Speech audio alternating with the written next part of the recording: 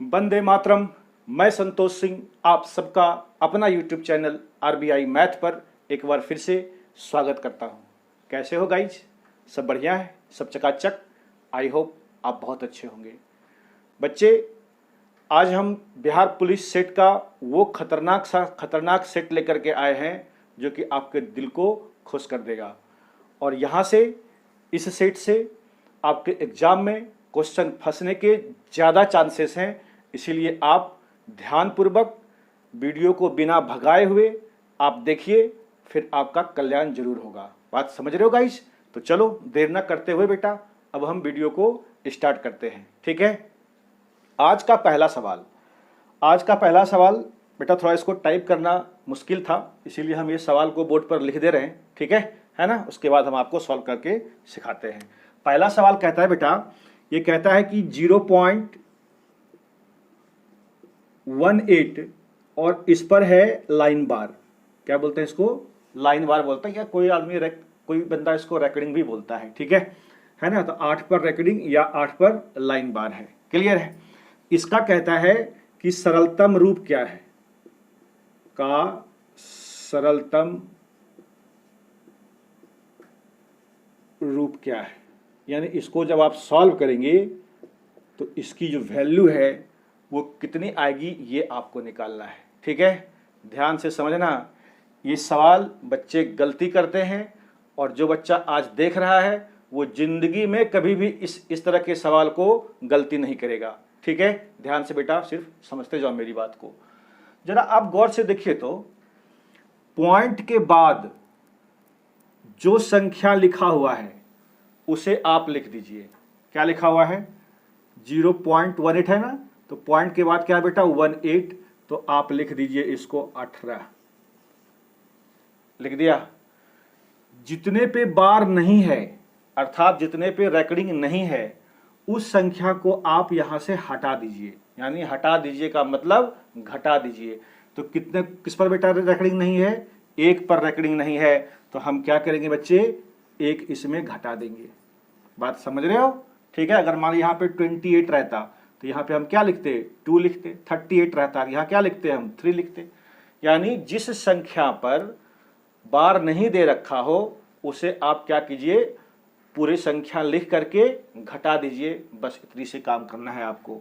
उसके बाद बटे में, ध्यान से समझिएगा, जितने संख्या पर रेकॉर्डिंग है उतना बार आपको 9 लिखने हैं। क्या संख्या पर? एक संख्या 8 क्या बेटा? एक संख्या है और इसके ऊपर सिर्फ रेकॉर्डिंग है, तो एक संख्या पर रेकॉर्डिंग है, तो जितने संख्या पर रेकॉर्डिंग उतना 9। ठीक है, 9 लिख दिया। क्या संख्या को आप हटाए हैं? एक संख्या को। तो जितने संख्या को हटाए हैं उतना 0 लिखिए। तो क्या वो संख्या को हटाए बेटा? हटाए का मतलब घटाए हैं, 1 घटाए हैं, तो इसका मतलब है 1 0। बात समझ पा रहे हो? ठीक है, अब यहाँ पे 2 रहता तो इसका मतलब ये नहीं कि यहाँ पर डबल 0 होता, संख्या तो एक ही है। ठीक है, तो बस इतनी सी काम आप कर दीजिए। अब इसको आप घटा दीजिए। बोलिए 18 में से 1 गया, कितना होगा सर? 17 बटे 90। यही इस सवाल का आंसर है, यही इसका सरलतम रूप है। बात समझे? ठीक है, इसके बाद से इसको कोई और सरल रूप से सॉल्व नहीं कर सकता। बात समझे? क्या सिखाया आपको कि दशमलव के बाद जितनी संख्याएं लिखी हुई है, ठीक है, चाहे 18 हो, 20 हो, 25 हो, ठीक, आप उसको पहले छाप दीजिए। क्लियर है? जितने संख्या पर रेकॉर्डिंग नहीं है उसको, जिस संख्या पर रेकॉर्डिंग नहीं है उसको घटा दीजिए। उसमें से घटा दिया। 1 पर रेकॉर्डिंग नहीं था, 1 को घटा दिया। क्लियर है? बटे में जय गो पर रेकॉर्डिंग है उतना 9। ठीक है, एक संख्या पर रेकॉर्डिंग है उतना 9 दिए। और क्या गो संख्या आपने हटाया? एक संख्या को हटाया तो 1 0। इसको सॉल्व कर देंगे। यही हमारा क्या है? इस सवाल का आंसर है। ये क्वेश्चन नंबर 1 था बेटा, है ना? यही क्या है? सवाल का आंसर है। बात समझ पा रहे हो सर? कोई दिक्कत वाली बात तो नहीं है? तो इस तरह के तमाम सवाल को इस तरीके से आप एकदम यूं चुटकियों में सॉल्व कर देंगे। बात समझ रहे हो? ठीक है, तो चलो बच्चे, इसको अब हम मिटाते हैं और चलते हैं दूसरे क्वेश्चन की तरफ। दूसरा क्वेश्चन सर हमने टाइप किया है, बड़े प्यार से किया है सर, और देखिए अब वो आपके बोर्ड पर आ रहा होगा, है ना बेटा? ठीक है, आ रहा है आपके स्क्रीन पे। क्वेश्चन बड़ा आसान है, बस चीज़ों को सिर्फ आप समझिए और आपको इसके फॉर्मूले पते होने चाहिए, और ये फॉर्मूला आप बचपन से पढ़ते आए हैं। नहीं, क्या फॉर्मूला बेटा? तो जरा सा आप हमको ये चीज बता दीजिए कि A cube plus B cube का फॉर्मूला क्या होता है? बोलिए ना sir, A cube plus B cube का फॉर्मूला क्या होता है? इसका फॉर्मूला होता है भाई मेरे A plus B into A square minus A B plus B square. हाँ या ना? कोई दिक्कत वाली बात है?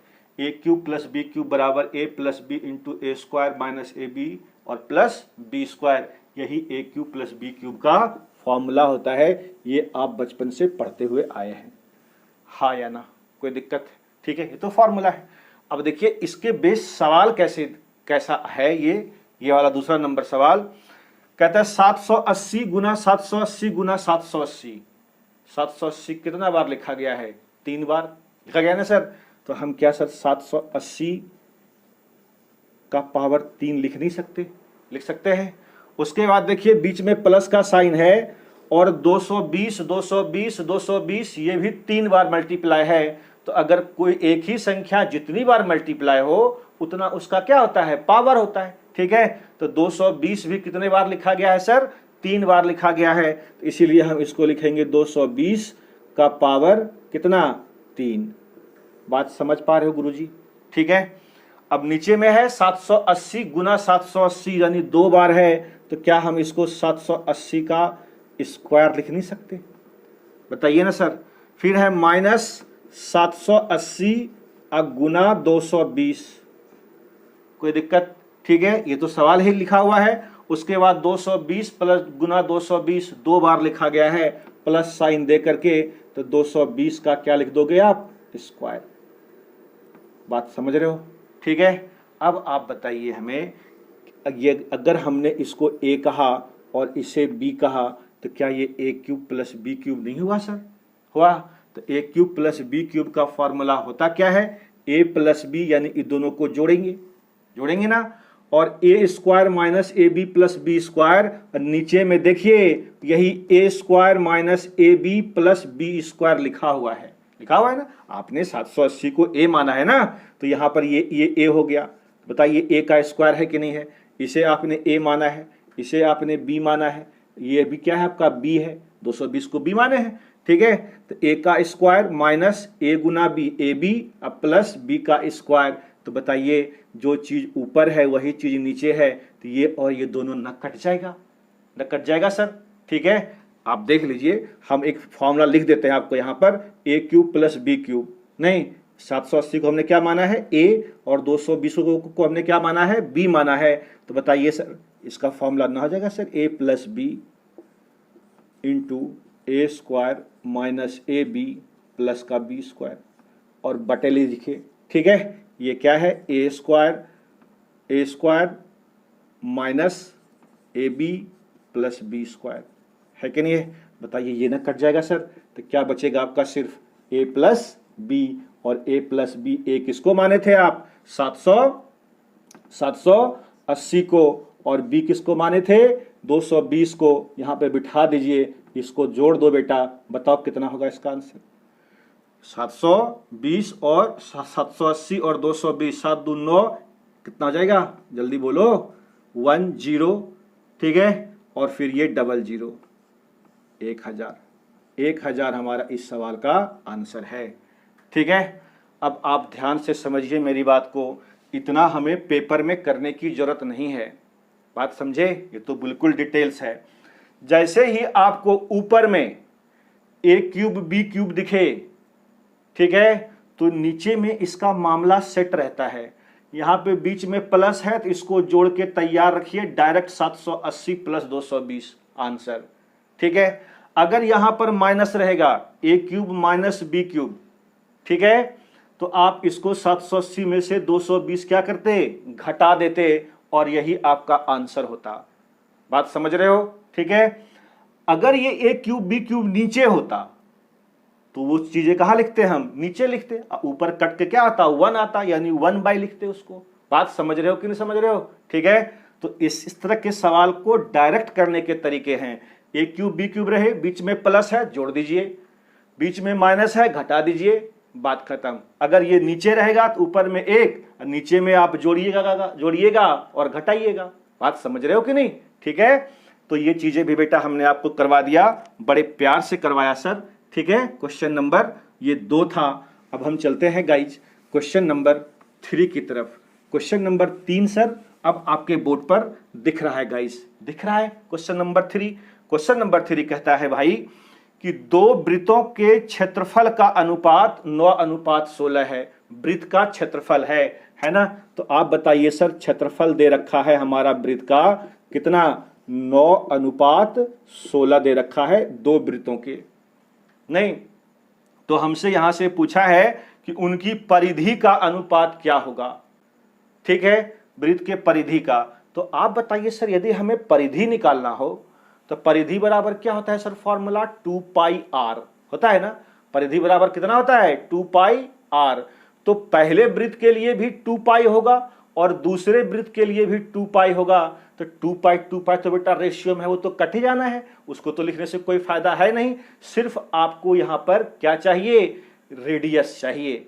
ठीक है, तो जो रेडियस होगा अर्थात जो त्रिज्या होगा वही क्या होगा? उसका पेरीमीटर होगा। ठीक है, अर्थात सॉरी सरकमफ्रेंस होगा।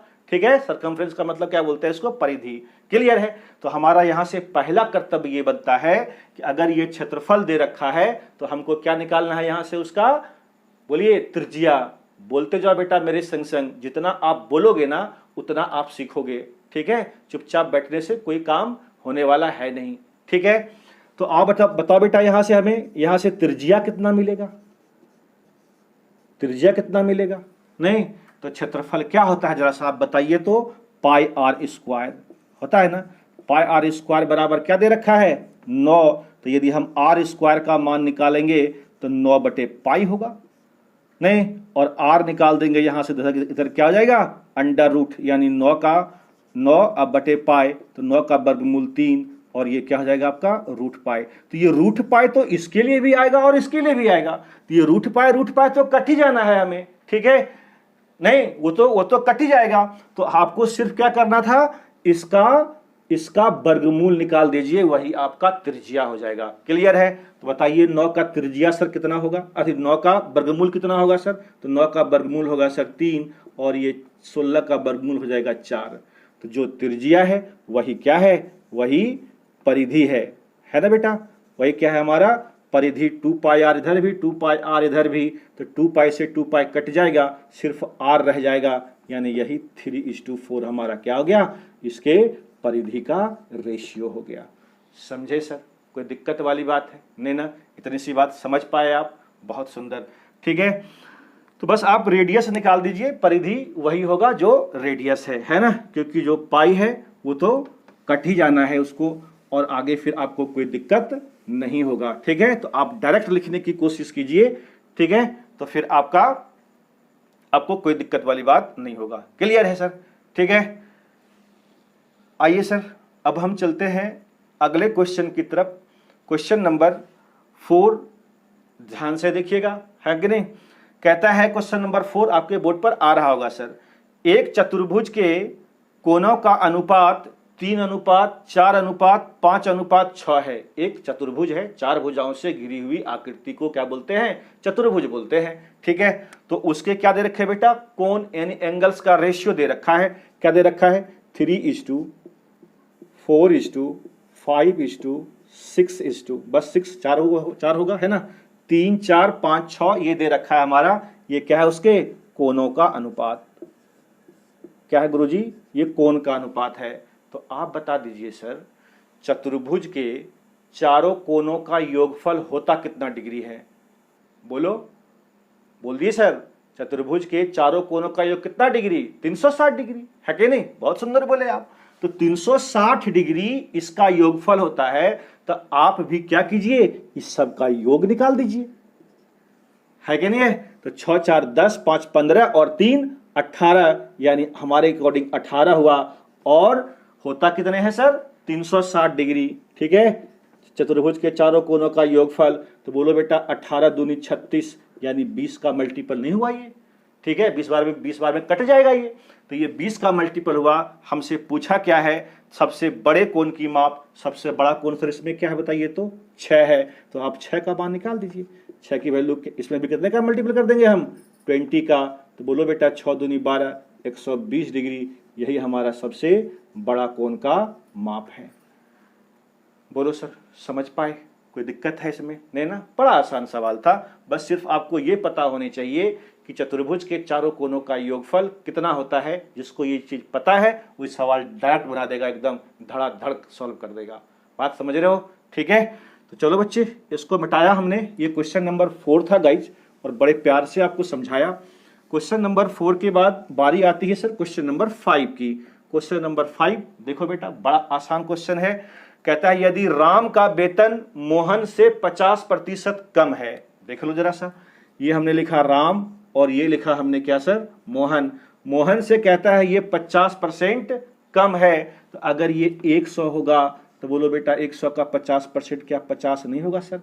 अरे बता दीजिए ना, इसको काट दीजिए आप। 50 दूनी 100, यानी 1:2 का रेशियो है, हाँ या ना? कोई दिक्कत वाली बात? अब आपसे क्या पूछा है, तो मोहन का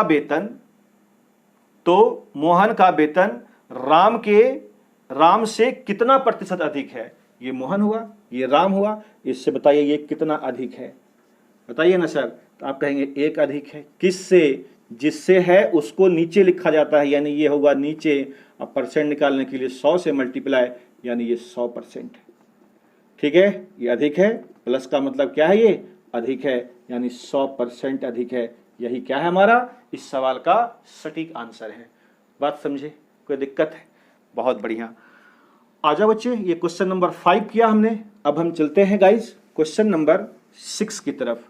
क्वेश्चन नंबर 6 कहता है बेटा 15 व्यक्ति 35 एकड़ खेत 7 दिन में जोत सकते हैं, कितने व्यक्ति 65 एकड़ खेत 5 दिन में जोत सकेंगे? वही वाला टाइप है। कौन सा टाइप बता दो जरा सा हमें। हमने आपको सिखाया था, जो नई बच्चा देखा है आज पहली बार देख रहा है वो देख लीजिए। M1 D1 H1 बटे W1 R1 बराबर M2 D2 H2 बटे W2 R2, ठीक है। ये M क्या था, मैन था, आदमी। आदमी का से तात्पर्य है कि काम करने वाले लोग। D क्या था बेटा हमारा, D डे है ना, और H है आवर्स, ठीक है ना, यानी घंटा। और ये W क्या है, वर्क है, काम है, ठीक है। ये क्या है, काम, और ये है रुपया पैसा, रेट।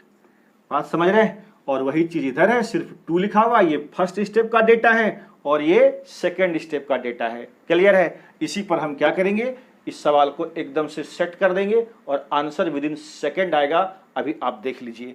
15 व्यक्ति, देखिए M1 दे रखा है तो यहां लिखिए 15 व्यक्ति, ठीक है। मल्टीप्लाई 35 एकड़ खेत जोतता है। खेत जोतना क्या है, काम है, वर्क है। तो 35 एकड़ कहां लिखेंगे आप, नीचे। W1 है 35 एकड़ खेत, कितने दिन में, 7 दिन में, यानी डे का मान दे रखा है 7 डेज। ये क्या होगा, ऊपर मल्टीप्लाई होगा MD, ठीक है, और नीचे में क्या है, W1। क्लियर है, बराबर। अब चलते हैं हम दूसरे स्टेप के डेटा के पास। कहता है कितने व्यक्ति, यानी M2 आपसे पूछ रहा है, नहीं, कितने व्यक्ति 65 एकड़ जमीन, 65 कहां लिखेंगे बेटा, नीचे। जमीन जोतता है, काम है, ये नीचे लिखना है इसको। 5 दिन में जोत पाएंगे, दिन कहां लिखोगे, ऊपर, D2 ऊपर है, गुना 5। बस आपको कुछ नहीं करना, इसको आपको सॉल्व कर देना है, काट देना है, ठीक है। इसको काट दीजिए, 5 से कट जाएगा 13 पचे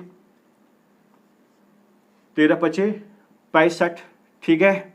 इसको भी काट दीजिए आप, 7 पचे 35, ये हो गया 5 तिया 15, कट गया। 13 तिया कितना हो गया, 39, कोना कोई नहीं गुना होगा ना बेटा। तो M2 की वैल्यू आ जाएगा कितना, 39 डेज, है ना, यानी 39 दिन में वो क्या करेगा। अरे 39 दिन, आदमी है ना बेटे, आदमी है बच्चे, 39 व्यक्ति, सॉरी गाइस, ठीक है। 39 व्यक्ति जो है क्या करेगा, वो 65 एकड़ खेत को 5 दिन में जोत देगा। क्लियर है? तो हमारा आंसर क्या हुआ बेटा, 39%, यानी 29 लोग आपको चाहिए इस वर्क को करने के लिए। बात समझे? कोई दिक्कत वाली बात तो नहीं है। बस ये छोटा सा चीज था, आपको बस ये चीजें पता होने चाहिए। ठीक है, M1D1H1 बराबर बटे W1R1 बराबर M2D2H2 बटे W2R2। इस पर कई तरह के सवाल बनते हैं। ठीक है, इसीलिए इसको एकदम ध्यान रट जाना। इसको बात समझ रहे हो कि नहीं? ये बहुत ही वायरल क्वेश्चंस इस पर सेट होता है और एकदम बड़ी आसानी से बनता है। समझे गाइस? कोई दिक्कत वाली बात तो नहीं है। बहुत सुंदर। अब बच्चे क्वेश्चन नंबर 7 अब आपके बोर्ड पर सब दिख रहा है। क्वेश्चन नंबर 7 चक्रवृद्धि ब्याज का सवाल है बेटा। ठीक है, ध्यान से समझना। कहता है कोई धन चक्रवृद्धि ब्याज की दर से 6 वर्ष में दुगनी हो जाती है, तो कहता है कितने वर्ष में वह 16 गुनी हो जाएगी? कितना वर्ष लगेगा उसको 16 गुना होने के लिए? ध्यान से देखिएगा। कहता है दर 6 वर्ष में दुगना होता है। तो एक बात जानते हैं बेटा, चक्रवृद्धि ब्याज का खासियत क्या है? जितने साल में कोई भी धन जितना गुना होगा, उसी दिए गए टाइम में, उसी स्पेसिफिक टाइम में वह बार बार उतना गुना होते चला जाएगा। बात समझ रहे हैं? जैसे देखिए, अब हम इस सवाल से हम आपको समझाते हैं। ठीक है, ध्यान से समझिएगा। कहता है कोई धन चक्रवृद्धि ब्याज की दर से 6 वर्ष में क्या गुना? 2 गुना। ठीक है, हमने कहा सर ये हमारा प्रिंसिपल है और ये 6 साल में, ये 6 वर्ष में बेटा क्या होता है? दुगना होता है। यानी अगर प्रिंसिपल 1 है तो अमाउंट कितना हो जाएगा सर? 2 हो जाएगा, यानी दुगना हो जाएगा। यदि हम आपसे फिर से कहें ना कि बताइए इसी 6 साल में, फिर से ये 6 साल में क्या होगा? फिर से ये बेटा 6 वर्ष में कितना गुना होगा? फिर से यहां से ये राशि दुगनी होगी। ठीक है, अगर यहां दुगना है तो इसी दिए गए टाइम में वो बार बार दुगना होते चला जाएगा। ठीक है, तो फिर से कितना होगा बेटा? इसका 2 का दुगना 4 हो जाएगा। लेकिन हमसे क्या पूछा है? 16 गुना। ठीक है, अब क्या अभी ये राशि 16 गुना हुई? नहीं, अभी 4 गुना ही हुआ है। तो बताइए फिर से 6 साल में कितना गुना होगा? फिर से ये राशि दुगनी होगी। 4 है तो दुगना, 4 का दुगना 8। बताइए ना, हाँ या ना? फिर से ये सर 6 वर्ष में कितना हो जाएगा? फिर से ये 6 वर्ष में बोलिए सर दुगना होगा।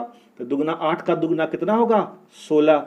और यही हमसे पूछ रहा था कि कितने वर्षों में वह 16 गुनी होगी। देखिए जरा सा, ये धनराशि 1 थी, 1 से क्या गुनी हुई? 16 गुनी हुई। तो 16 गुनी होने के लिए इसको कितना समय लगा? कितना साल लगा? इसको जोड़ लीजिए। 1 2 3 4 यानी 6 चौके कितना लगा? 24 वर्ष लगा। हाँ या ना? बस यही आंसर है। इसी तरीके से बच्चे सोचते रहोगे ना तो सवाल को बड़ी आसानी से आप एग्जाम में सॉल्व कर पाओगे। ठीक है, नहीं तो फिर तो भगवान मालिक है आपका। फॉर्मूला लगाओ, लगाते जाओ, फॉर्मूला रटते जाओ। ठीक है, कभी सिलेक्शन नहीं होने वाले बच्चे इस तरीके से। तो हम जैसे आपको समझाने की कोशिश करते हैं वो प्रोसेस आप फॉलो कीजिए, जरूर सफलता आपके कदम को चूमेगी। बात समझे सर? तो चलो बेटा, ये सवाल हमने आपको करवा दिया, क्वेश्चन नंबर 7। अब हम गाइड चलते हैं क्वेश्चन नंबर 8 की तरफ। ये क्वेश्चन नंबर 8 बेटा डिस्काउंट से क्वेश्चन है ये। ठीक है, और डिस्काउंट वाले क्वेश्चन भी हम लोग करते हैं एकदम बड़े प्यार से करते हैं। ध्यान से समझिए।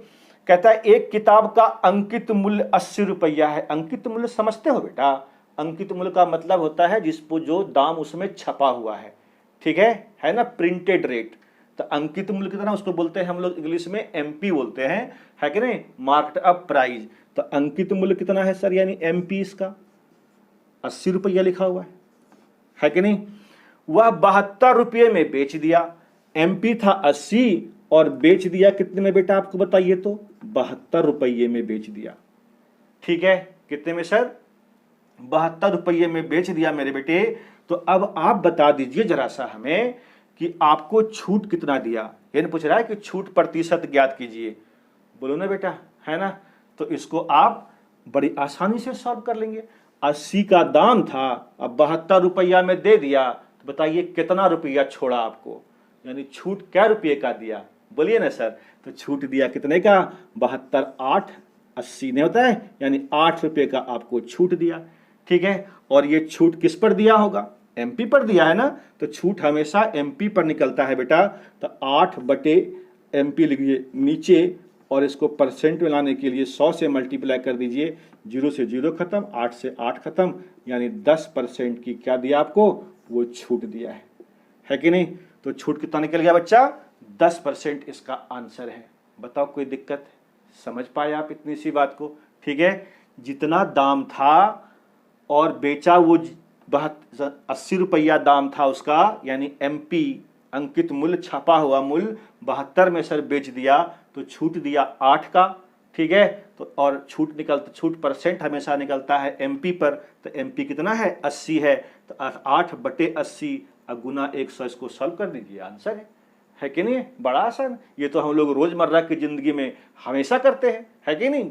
कहीं भी शॉप पर गए और हमने उससे पूछा भैया ये प्रोडक्ट है, बताइए इस पे कितना % छूट देंगे आप, नहीं, ठीक है। तो हम लोग ये चीजें करते रहते हैं, इसीलिए ये सवाल इंपॉर्टेंट बन जाता है, क्योंकि ये हमारे डे टू डे लाइफ में इसका यूज होता है बेटा, इसीलिए आप इसको अच्छे से करना, और एग्जाम में इस तरह के सवाल आने के अधिक चांस हैं, ठीक है।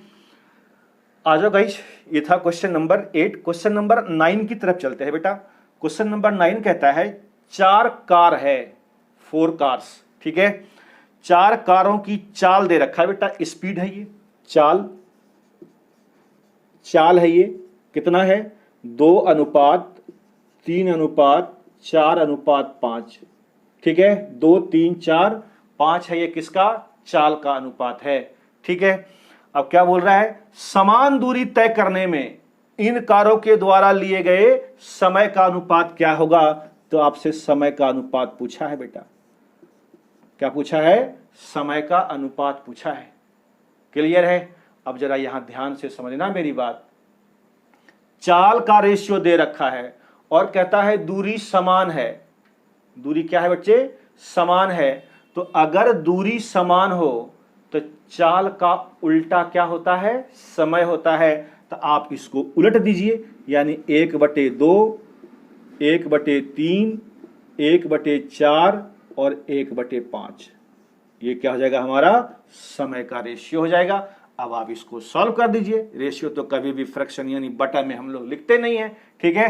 तो इसको हम सीधा कर देंगे। सीधा करने का तरीका क्या होता है जानते हैं आप, इस नीचे वाले का आप एलसीएम ले लीजिए सर, ठीक है। तो आप बताओ मेरे बच्चे, 2, 3, 4, 5 का एलसीएम कितना होगा, ठीक है, बोलो ना कितना होगा। 2, 3, 4, 5 का एलसीएम सर कितना हो जाएगा, बताइए सर, 60 होगा, है कि नहीं। तो 60 एलसीएम हो गया 60, ठीक है। तो 60 से सब में क्या कीजिए, आप मल्टीप्लाई कर दीजिए,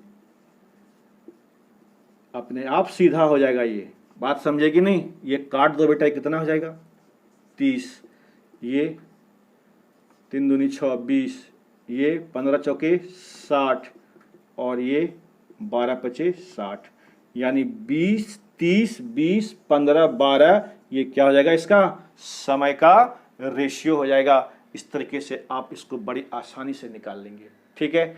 कई तरीके हैं इसको करने के, कई तरीके हैं, ठीक है। बस आप चीज़ों को बस ध्यान से सिर्फ समझते जाना और सवाल आपके बड़े आसानी से बनते चला जाएगा, क्लियर है ना। तो 30 20 15 12, पर ऐसा कब करना है, जब दूरी समान हो। अगर दूरी समान है तो चाल का उल्टा समय और समय का उल्टा चाल। अगर यहाँ समय का रेशियो दिया हुआ रहता और बोलता दूरी समान है, तो हमको क्या निकालना, अगर चाल चाहिए था तो हम क्या करते, उसको पलट देते। बात समझ रहे हो कि नहीं समझ रहे हो। तो अगर दूरी समान है तो चाल का उल्टा समय और समय का उल्टा चाल, ठीक है। तो यहाँ चाल दे रखा था, समय पूछा था, हमने इसको क्या किया, पलट दिया। 2 था तो 2 का उल्टा क्या होगा, 1/2 ये ना होगा सर, ठीक है। और इसको हमने सॉल्व कर दिया, क्लियर है, बात क्लियर हुआ, कोई दिक्कत वाली बात तो नहीं है। चलिए, ये था सर क्वेश्चन नंबर 9। अब हम गाइज चलते हैं क्वेश्चन नंबर 10 की तरफ। क्वेश्चन नंबर 10 के लिए बेटा पहले हम आपको कुछ कॉन्सेप्ट सिखाते हैं, ठीक है, इसका प्रॉपर्टीज क्या होता है। उसके बाद आप इस सवाल को बड़े आसानी से देख करके ही आप इसको सॉल्व कर देंगे, क्लियर है। जरा ध्यान से देखो, पहले आप कॉन्सेप्ट समझिए। 2 चर वाले रैखिक समीकरण आपने देखा होगा सर। यदि हम कहते हैं एक समीकरण है हमारा a1x plus b1y plus c1 बराबर 0, और दूसरा इक्वेशन है बेटा a2x plus B2y plus C2 बराबर 0। ठीक है, तो यहाँ से आपसे पूछेगा एग्जाम में कि ये दो इक्वेशन दे रखा है, इसके हल क्या क्या हो सकते हैं या कितने हल होंगे, इसको निकालने का तरीका क्या है। तो बस ध्यान से समझिएगा। देखो यहाँ पर पहला समीकरण में x का कॉफिशिएंट क्या है, a1। कॉफिशिएंट का मतलब होता है गुणांक। y का कॉफिशिएंट क्या है, b1, और ये c क्या है, कांस्टेंट है।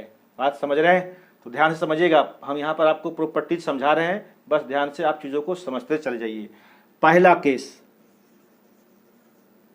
केस फर्स्ट, हम क्या करेंगे, x का जो गुणांक है पहले समीकरण का और दूसरे समीकरण का, इसको बटा में लिखेंगे, यानी रेशियो में। तो ये a1 बटे a2, ध्यान से समझना, a1 बटे a2 निकालेंगे, फिर y का कॉफिशिएंट b1 बटे b2। अगर इसका दोनों का वैल्यू बराबर नहीं हुआ तो आगे आपको जाना भी नहीं है, आगे आपको चेक भी नहीं करना। ध्यान से समझिए, a1 बटे a2 अगर बराबर नहीं है b1 बटे b2 के, तो आगे हमें चेक नहीं करना है, यहीं पर रुक जाना है। तो यदि a1 बटे a2 बराबर नहीं है b1 बटे b2 के, तो इसके क्या होंगे, केवल एक हल होंगे। क्या होंगे बेटा, केवल एक हल होंगे, और इसी को कहते हैं अद्वितीय हल। क्या कहते हैं बेटा, अद्वितीय एक हल, यूनिक सॉल्यूशन, है ना, बात वही है। क्लियर है? यदि a1, ध्यान से समझना, ठीक है, ये बहुत इंपॉर्टेंट चीज है। दो इक्वेशन दे रखा है हमें, ठीक है, तो a1 x का कॉफिशिएंट निकाला, इसका रेशियो a1 बटे a2 अगर बराबर नहीं है b1 बटे b2 के, तो यहां से केवल क्या होंगे, सिंगल यूनिक एक ही सॉल्यूशन होगा, एक के अलावा। और द्वितीय का मतलब क्या होता है, दो नहीं यानी एक। ठीक है, केवल एक ही हल होंगे या अद्वितीय हल होंगे। क्लियर है? दूसरा केस टू, यदि a1 बटे a2 हमने निकाला और ये इक्वल हो गया b1 बटे b2 के, तो अब हम अगला निकालेंगे c1 बटे c2। ठीक है, अगर ये बराबर नहीं होता तो मामला यहीं पर खत्म। अगर ये इक्वल हो गया तो हम निकालेंगे क्या, c1 बटे c2। और अगर ये इक्वल नहीं हुआ, ध्यान से समझना, ये दोनों इक्वल हुआ और ये इसके इक्वल नहीं है, तो ध्यान समझना बेटा, इस केस में कोई भी हल नहीं होगा, नो सॉल्यूशन, कोई भी हल नहीं होगा। समझ रहे हो बात को? कोई भी हल नहीं होगा, एक भी सॉल्यूशन यहां से नहीं निकलेगा, हम इसको सॉल्व भी नहीं करेंगे। बात समझ रहे? क्योंकि सॉल्यूशन ही उसका नहीं निकलेगा तो तुम सॉल्व क्या करोगे, उसको खाक करोगे। आइए केस थर्ड, आइए देखते हैं। यदि a1 बटे a2 बराबर हो गया तो आगे भी हम बढ़ेंगे। इस बार अगर ये भी बराबर हो गया c1 बटे c2, तो जानते हो बेटा इसके हल क्या होंगे, अनंत हल होंगे, इनफाइनाइट हल होंगे। इस तरह से क्या बनेगा आपका, अनंत हल होगा। क्या होगा भाई मेरे, अनंत हल होगा। क्लियर है? तो यही तीन केसेस बनते हैं, इसको आपको एकदम से ध्यान में रखना है, और इससे सवाल कई बार एग्जाम में पूछा गया है। आप ध्यान से सीखिए, एक बार फिर से आपको समझाते हैं। x के कॉफिशिएंट का क्या करोगे, रेशियो यानी बटा कर दोगे, a1 बटे a2। अगर बराबर नहीं हुआ तो अगला हम c1 बटे c2 चेक भी नहीं करेंगे। जैसे ही ये बराबर नहीं हुआ y के कॉफिशिएंट के, अर्थात b1 बटे b2 के, तो इसके सिर्फ और सिर्फ एक हल होंगे और द्वितीय हल होंगे। ठीक है, बात समझ रहे हो? इसके बावजूद अगर कुछ भी कंडीशन आता है तो वहां से आप हल नहीं निकाल पाएंगे। इस केस में अगर a1 बटे a2 बराबर हो गया है b1 बटे b2 के, तो हमारा कर्तव्य बनता है अगला c1 बटे c2 चेक करने के लिए। अगर c1 बटे c2 इक्वल नहीं हुआ तो यहां से कोई हल नहीं निकलेगा, कोई भी सॉल्यूशन इसका नहीं निकलेगा। अगर तीनों इक्वल हो गया, a1 बटे a2 बराबर b1 बटे b2 बराबर c1 बटे c2, तो इसके इतने हल होंगे कि आप इसको निकाल ही नहीं पाएंगे, निकालते निकालते थक जाएंगे, यानी अनंत हल होंगे। बात समझ रहे हो कि नहीं? तो कोई निकाल नहीं सकता। निकाल सकता है क्या अनंत? नहीं ना। तो इस चीज को समझने के लिए आपको ये तीनों केस पता होने चाहिए कि जब ये इस पर बेस्ड सवाल आएगा तो आप कैसे सॉल्व करेंगे। क्लियर है ना? अब देख लीजिए सवाल क्या है। सवाल आपके बोर्ड पर दिख रहा होगा पहले से। कहता है युगपत समीकरण 3x माइनस वाई बराबर 5 है। देखिए तो 3x सवाल को बेटा यहीं पर हम आपको समझा रहे हैं, ठीक है? ध्यान से समझ लेना कि यहां पर होता है इधर इधर, ठीक है? दिख रहा होगा आपको गाइस, ठीक? 3x इधर लिखते हैं बेटा, यहां लिखते हैं, ठीक है? यहां लिखते हैं। सवाल कहता है 3x माइनस वाई बराबर 5 है, तो 5 को इधर लेके चले आइए, ये होगा -5 बराबर 0। कोई दिक्कत? दूसरा इक्वेशन है 6x माइनस 2y बराबर 10, तो 10 को आप इधर लेके चले आइए, कितना हो जाएगा? -10 बराबर 0। देखो यही इक्वेशन है कि नहीं है? अब यहां से ये पूछ रहा है आपसे कि ये बताइए इसके कितने हल होंगे। सिर्फ आपसे ये पूछ रहा है कितने हल होंगे, तो क्या करोगे जरा सा बताओ तो हमें। बस यहीं पे कर देना है आपको, है देखिए, बटे कर दीजिए, 3 दूनी 6 यानी 1/2, ठीक है? ये माइनस माइनस खत्म हो जाएगा, यहाँ 1 है तो ये कितना आएगा? 1/2 यानी बराबर हो गया। बराबर हो गया तो आपको अगला भी चेक करना है, C1/C2। यहाँ देखिए -5 बटे -10 करोगे ना बेटा, 5 दूनी 10 कट जाएगा यानी 1/2। ये तीनों इक्वल है। बताइए अगर तीनों इक्वल है तो इस तरह के इक्वेशन के कितने हल होंगे? बताइए आप। अनंत हल होंगे सर, आप निकाल ही नहीं पाएंगे इसको। तो इसका आंसर क्या हो जाएगा सर? अनंत हल होंगे। क्या होंगे बेटा? अनंत हल होंगे। यही इस सवाल का आंसर है। क्लियर है? तो अगर आपको ये कॉन्सेप्ट पता है ना, तो स्क्रीन पे ये सवाल आएगा, वहीं पर आप देख करके बता देंगे कि इसके एक हल होंगे या कोई हल नहीं होगा या अनंत हल होगा। यही 3 पॉसिबिलिटी बनता है और इन तीनों में से कौन सा होगा ये आपने अभी सीखा है निकालने के लिए। कोई दिक्कत वाला बात सर? ठीक है, समझ गए आप इतनी सी बात को। तो ये भी सवाल बेटा विथ कॉन्सेप्ट हमने आपको समझाया कि कब क्यों किस कंडीशन में ऐसा होता है, किस कंडीशन में सिंगल होंगे सॉल्यूशन, किस कंडीशन में कोई सॉल्यूशन नहीं होगा और किस कंडीशन में इनफाइनाइट सॉल्यूशन होंगे। ये अभी हमने सीखा गाइस, ठीक है ना? तो बेटा यहाँ तक अगर आपने वीडियो देख लिया है तो एक बार लाइक भी कर दो बेटे, सब्सक्राइब कर दो, है कि नहीं? और शेयर कर देना ताकि गरीब लोगों का भला हो जाए। क्लियर है? तो चलिए सर, अब हम आपसे आज्ञा चाहते हैं। आज का क्लास हम यहीं पर समाप्त करते हैं। कल फिर हम आपसे मिलेंगे इसी जोश और जुनून के साथ। तब तक आप हमें आज्ञा दीजिए। जय हिंद, जय भारत।